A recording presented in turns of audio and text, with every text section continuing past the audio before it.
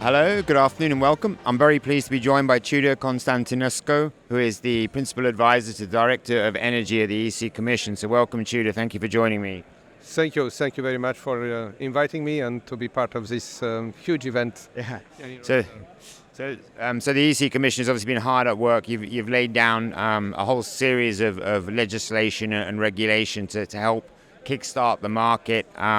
Met with a lot of detail, a lot of hard work, and I think we're beginning to see quite a lot of traction. People are getting quite excited, and we're seeing projects moving along the journey to final investment decisions. So just this month, or last month, sorry, I think you put further regulation in place. So maybe if you want to just give us an overview of all of the work that you've been doing on enabling the hydrogen industry here in Europe.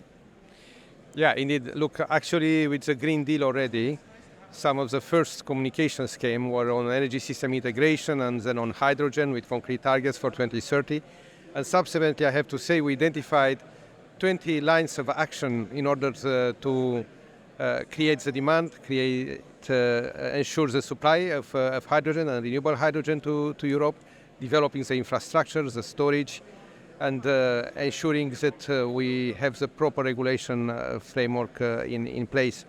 Now we have advanced quite a lot on this in the last couple of years, and most recently now we had the renewables directive revised with a target of 42.5% for renewables by 2030, and in this context with a target for renewable hydrogen industry of 42%, and also with concrete targets for advanced biofuels and renewable fuels of non-biological origin, which of course include hydrogen in transport. This is of course complemented by other regulations for in transport, in particular for aviation and for maritime, and on our side with delegated acts which came also this year in order to secure that what we call renewable hydrogen is really renewable hydrogen, and there are certain conditions being met, in particular when we have these important objectives and targets which apply both for renewable hydrogen produced in the EU and imported to the EU, because this came in a context where our ambitions have increased quite a lot. With the Repower EU, we have doubled our ambitions, so 10 million tons of renewable hydrogen in Europe and 10 million tons produced in Europe to be imported by 2030. And this, of course, makes Europe the biggest, let's say, consumer renewable hydrogen region in the world. And we try to ensure that the regulatory framework is, of course, there. We also now are in the process of finalizing, hopefully, the hydrogen and gas decarbonization package. Yeah. And this will give an additional push to the market. Yeah. Yeah, I mean, it's been fascinating. There's been a lot of discussions and comparisons with other markets, obviously, namely the US, and we've obviously had the Department of Energy here discussing about their further delay in their regulatory path, and I think we've seen Colorado actually adopt some of the work that you've done. So yeah, it could be now that America is going to be following and putting in place some of the regulations that Europe has been hard at work out for the last year. So in terms of your overall impressions of where we are and with the industry, what are your thoughts coming here and seeing the market beginning to get going? It's quite impressive. I see a lot of developments from industry. It's clear that at least we have tried now to provide perhaps the most comprehensive framework in terms of regulation, of predictability.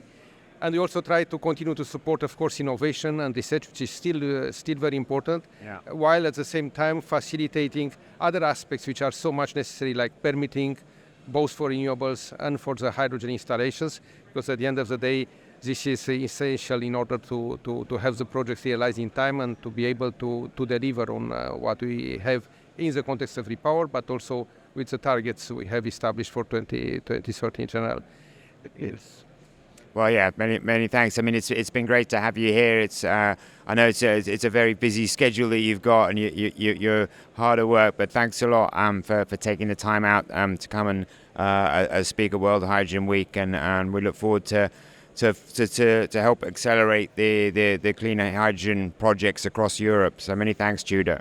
Many thanks, and we'll have some good news hopefully in November already with the first call under the what we call domestic pillar of the hydrogen bank. Yeah. And also it's a project of common interest, which will have now the list including hydrogen projects for the first time, which will come also to be announced under the TERI facility under CEF in November. Yeah, so looking forward to that, and those I guess public investments, they're going to help certainly the first wave of projects get going. Absolutely, because building the infrastructure is essential, and in this context also all the cooperation we have globally with the neighborhood countries, but also at the global level under the Clean Energy Ministerial, creating this global ports coalition, and working also, because we are here in Netherlands, on this trade forum, which is creating this context and facilitating a global hydrogen market, renewable hydrogen market to scale up. Yeah, and to enable the continued, I guess, or the substitution of energy imports into Europe. Absolutely. Hydrogen now gets also this very important dimension in energy security as well, in addition to its contribution to decarbonization of the energy system. Well, excellent, fascinating to talk to you, Tudor. Many thanks for your time, and as I said, taking time out to join us here at World Hydrogen Week. So many thanks. Thank you very much.